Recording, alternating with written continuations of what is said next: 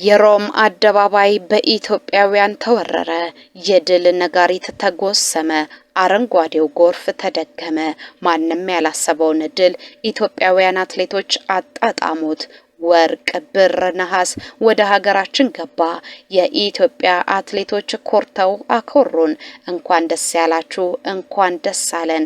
ከአሸናፊዎቹ መካከል ህመሟ ጋር ታግላ አሸናፊነቷን ያረጋገጠችው የሀገራችን እንቁ ዳግም እየተወደሰች ነው። ከወራት በፊት አልጋ ላይ ውላ ነበረ። የሩጫ ህይወትሽ አብቅቶለታል ተብላም ነበረ። እርሷ ግን ከራሷ ጋር ታገለች፣ ፈጣሪዋን ተማመነች፣ ተደጋጋሚ ድሎችን አገኘች። ዛሬ የዳይመንድ ሊጉ ላይ በሮም አደባባይ ዳግም ሀያል እንደሆነች፣ ዳግም አሸናፊ እንደሆነች አሳየች። ልዕቅና አምባው የሀገሮቿን ልጆች አስከትላ የሮም አደባባይን ተቆጣጠረች። ሰንደቃችን ከፍ ብሏል። ጀግንነት ተደግሟል። አሸናፊዎቹን እንተዋወቃለን። እንኳን ደስ ያላችሁ እንላቸዋለን። የሮም ዳይመንድ ሊግ የ2026 አራተኛው የመዳረሻ ከተማ ሮም ሆኗል። በዚች ከተማ ኢትዮጵያውያን አትሌቶች ተከታትለው በመግባት አሸንፈዋል። በዚህ ውድድር ላይ 10 እንስት ኢትዮጵያውያን ናቸው በውድድሩ ላይ መካፈል የቻሉት። የ5000 ሜትር ውድድርን አትሌት ልዕቅና አምባው ምርጥ ሰዓት በማስመዝገብ ጭምር አሸንፋለች። እስከ 7ኛ ያለውን ደረጃ ኢትዮጵያውያን አትሌቶች አንድም ጣልቃ ሳያስገቡ ውድድራቸውን በበላይነት አጠናቀዋል። ልዕቅና አምባው 14 ደቂቃ ከ18 ሰከንድ ከ41 ማይክሮ ሰከንድ በሆነ የአመቱን ፈጣን ሰዓት በማስመዝገብ ጭምር ነው ባለድል የሆነችው። በነገራችን ላይ ልዕቅና አምባው ሻንጋይ በተካሄደው የዳይመንድ ሊግ ውድድር 2ኛ ደረጃ ይዛ ማጠናቀቋ አይዘነጋም። ልዕቅና አምባው እንደምናስታውሰው ከወራት በፊት ህመም ገጥሟት ወደ ሀገር ቤት ጭምር መመለሷ በእኛ ቻናልም ጭምር በጸሎት አስቦኝ ማለቷ አይዘነጋም። ከዛ በኋላ ወደ ሀገሯ ከመጣች በኋላ የሀገሯን አየር ካጣጣመች፣ አካባቢውን ከቃኘች፣ ጸበል ከተጠመቀች በኋላ ሙሉ ጤነኛ ሆና ወደ ሀገሯ ወደ ምትሮጥበት ወደ ስፔን መመለሷ ይታወቃል።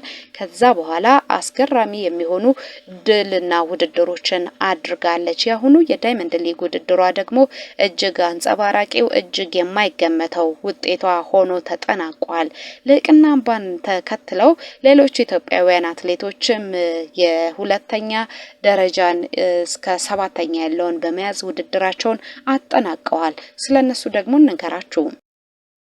በዚህ ውድድር ላይ አለሽኝ ባወቀ፣ ፍሬወይኒ ኃይሉ፣ ንግስት ጌታቸው፣ መዲና ኢሳ፣ ሂሩት መሸሻና ፋንታዬ በላይነ ከ2ኛ እስከ 7ኛ ያሉትን ደረጃዎች ይዘው ነው ማጠናቀቅ የቻሉት። ከነዚህ አትሌቶች መካከል መዲና ኢሳ በርቀቱ የአመቱን ፈጣን ሰዓቷን ማስመዝገብ የቻለችበት ውድድሯ ሆኗል። ሌሎች አትሌቶች በ5000 ሜትር ያላቸው የግል ምርጥ ሰዓታቸው ማሻሻል ችለዋል። መዲና ኢሳ ግን ወደዚህ ውድድር ስትመጣ የመጀመሪያ ጊዜዋ እንደሆነ ነው የሚታወቀው። በነገራችን ላይ ልዕቅና አምባው ውድድሩን ከፈጸመች በኋላ ከጋዜጠኞች ጋር ቆይታ ነበራት። የመጀመሪያውን የዳይመንድ ሊግ ውድድር በማሸነፌ እጅግ ደስተኛ ነኝ። ስቴዲየም ውስጥ ያሉ ሰዎች ጥሩዎች ናቸው፣ ብዙ ረድተውኛል። በጣም ጠንክሬ እየሰራው ነበረ። በዚህ ውድድር ላይ እንደማሸነፍ ተስፋ አድርጌ ነበረ። ያለምኩት የሆነው ሁሉ በአይኔ ተመልክቻለሁ። እግዚአብሔር ይክበር ይመስገን ስትል ነው የተናገረችው። በሮም ዳይመንድ ሊግ የ2016 የ5000 ሜትር የርቀቱ ምርጥ ሰዓትም ጭምር በማስመዝገብ ማሸነፏ ደግሞ ልዩ ደስታ እንደሰጣት ነው የምትናገረው። ውድድሩ ገና ሌሎች ዙሮች ይቀሩታል። ልዕቅና አምባው ዛሬ ያሳየችውን ብቃት በሌሎች የዳይመንድ ሊግ ውድድሮች ላይም ደግማና ደጋግማ የምታሳይ ከሆነ ገና የማትቀመስ ጀግና አትሌት እንደምትሆን ነው ነገሮች የሚያሳዩት። ከዚህ በፊት አሸናፊዎቹ አትሌቶቻችን ምን አይነት ድል አጣጥመው ይሆን እንንገራችሁ። በነገራችን ላይ አትሌት ልዕቅና አምባው 28ኛ ዓመት እድሜ ላይ ነው የምትገኘው። በሀገር አቋራጭ ውድድሮች ላይ በረጅም ርቀት ውድድሮች ላይ በመሳተፍ ትታወቃለች። የራሷ ምርጥ ሰዓቶችም ጭምር በማስመዝገብ ታዋቂ የሆነች አትሌት ነች። 1500 ሜትር ቡዳፔስት 2025 የሮጠችበት ሰዓት የራሷ የግል ምርጥ ሰዓቷ ነው። የ3000 ሜትር ድሏን ስንመለከት 8 ደቂቃ ከ24 ከ29 ማይክሮ ሰከንድ ኦስሎ ላይ የሮጠችበት ነው። በ5000 በ10000 በ5 ኪሎ ሜትር በ10 ኪሎ ሜትር በግማሽ ማራቶንም ጭምር ጥሩ ብቃት ያላት አትሌት ነች። ገና ወጣት ነች። ገና ህልሞቿ ትልልቆች ናቸው። የዓለም ሻምፒዮና ላይ የኦሎምፒክ ላይ የምትሳተፍ ከሆነ ለኢትዮጵያ እሷ አንጸባራቂዋ አትሌት የመሆን እድሉ ይኖራታል። ከህመም ተመልሳ ማሸነፏ ደግሞ ለብዙዎች የጽናት ምሳሌ አድርጓታል። ለማንኛውም ልዕቅና አምባው እንኳን ደስ አለሽ ልንላት እንወዳለን። ወደ አለሽልኝ ባወቀ ታሪክ እንመለስ። አትሌት አለሽልኝ ባወቀ የሮም አደባባይ ላይ በሁለተኝነት ውድድሯን አጠናቃ የብር ሜዳሊያ ባለቤት ሆናለች። በረጅም ርቀት ሯጭነቷ ትታወቃለች። ገና የ20 ዓመት ወጣት ነች። ውድድሯን የጀመረችው በ3000 ሜትር ነው። ከዛ በኋላ በ5000 ጭምር ምርጥ የሚባል ሰዓት ማስመዝገብ ችላለች። 3000ን 8 ደቂቃ ከ26 ሰከንድ ከ29 ማይክሮ ሰከንድ የገባችበት ጊዜ የሚታወስ ነው። 5000 ሜትር ልክ እንደዛሬው በሮም አደባባይ 14 ደቂቃ ከ18 ሰከንድ ከ54 ያስመዘገበችው ምርጥ ሰዓቷ ሆኖ ተመዝግቦላታል። በሀገር አቋራጭ ውድድር ላይ የወርቅ ሜዳሊያ ማምጣቷ ይታወቃል።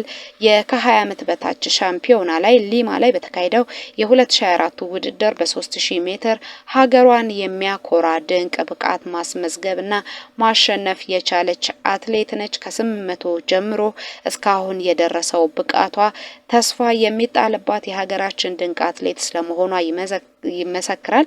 ለምሳሌ የዛሬውን ውድድር እንተውና ውድድር በጀመረችበት ጊዜ በ800 ሜትር 1 ደቂቃ ከ57 ሰከንድ ከ57 ማይክሮ ሰከንድ ገብታለች። 2021 ላይ ያደረገችው ውድድር ነው። ሮም ላይ ደግሞ የ5000 ሜትር ውድድሯን በበላይነት ሁለተኛ ሆና ስታጠናቅቅ 14 ደቂቃ ከ18 ሰከንድ ከ94 ማይክሮ ሰከንድ ሆኖ ነው የተመዘገበላት።